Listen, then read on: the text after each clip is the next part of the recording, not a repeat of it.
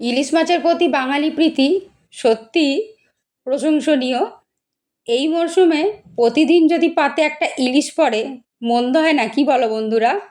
আজকে আবার ওই জন্য চলে এসেছি তোমাদের সঙ্গে ইলিশ মাছের একটা অন্য ধরনের রেসিপি শেয়ার করতে। ভিন্ন স্বাদের ব্যঞ্জনে তোমাদের সবাইকে স্বাগত। আশা করি তোমরা সবাই ভালো আছো। আজকে তোমাদের সঙ্গে শেয়ার করব ইলিশ মাছের যে রেসিপিটা, সেটা হলো বেগুন দিয়ে ইলিশ মাছের রেসিপি। দেখে তোমরা বুঝতেই পারছো রেসিপিটা করতে একদম সময় কম লাগে, আর খুব সামান্য কয়েকটা উপকরণ দিয়েই এই রেসিপিটা তুমি তৈরি করে ফেলতে পারবে। প্রথমেই আমি একটু নুন মাখিয়ে নেবো হালকা করে ইলিশ মাছগুলোতে। ইলিশ মাছ সাধারণত কাঁচা রান্না করলেই বেশি ভালো লাগে, তবে ইলিশ মাছ ভাজা আর তেলটা কিন্তু মন্দ লাগে না, বলো বন্ধুরা? কয়েকটা টমেটো আর কয়েকটা কাঁচা লঙ্কা আমি নিয়ে নেব, আর নিয়ে নেব কয়েকটা বেগুন এইভাবে কেটে। বেগুনগুলোকে আমি এবার হালকা করে নুন মাখিয়ে নেব। বেগুন দিয়ে ইলিশ মাছটা রান্না করে অবশ্যই তোমরা একবার বাড়িতে খেয়ে দেখো, কি অসাধারণ খেতে লাগে। আমরা তো সাধারণত সবসময় মোটামুটি সর্ষে ইলিশ বা দই ইলিশ এগুলো রান্না করে থাকি, কিন্তু এই রান্নাটা ভীষণ লাইট হয় আর খেতে এত ভালো লাগে, তোমরা একবার ট্রাই না করলে বুঝতে পারবে না।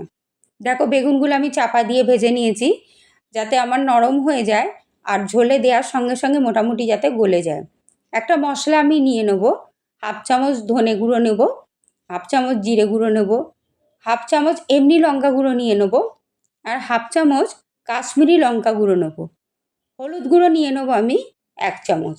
এইবার এই মশলাটাকে আমি একটু জল দিয়ে মিক্স করে নেব। মশলা একদমই কম লাগে, আর রান্না করতে একদম সময় কম লাগে বলে অতিথিরা বাড়িতে হঠাৎ করে যদি এসে পড়ে, তাহলে এই রান্নাটা কিন্তু খুব তাড়াতাড়ি করে নেওয়া যায়।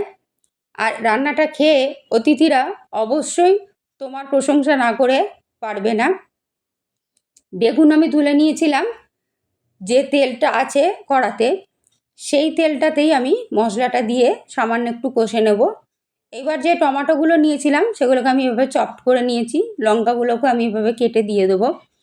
নুন সামান্য পরিমাণে দেবো টমেটোটা গলার জন্য, দিয়ে একটু চাপা দিয়ে দেবো যাতে টমেটোটা গলে যায়। বন্ধুরা, আমার রেসিপিগুলো তোমাদের কেমন লাগে অবশ্যই আমাকে কমেন্টে জানাবে। তোমরা পাশে থাকলে তবেই আমি এগোতে পারবো, তাই তোমাদের সহযোগিতা একান্ত কাম্য।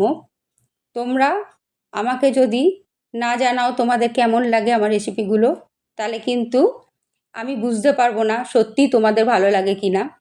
অবশ্যই বাড়িতে তোমরা রেসিপিগুলো আমার করে দেখো, খেয়ে দেখো ভালো লাগে কি না।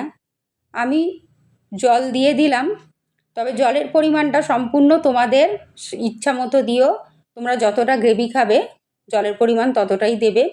তবে এই রান্নাটা একটু মাখা মাখা হলে খেতে কিন্তু ভালো হয়। নুন আমি দিয়ে নেবো, তবে নুনের পরিমাণটা সম্পূর্ণ তোমাদের স্বাদ মতো দিও।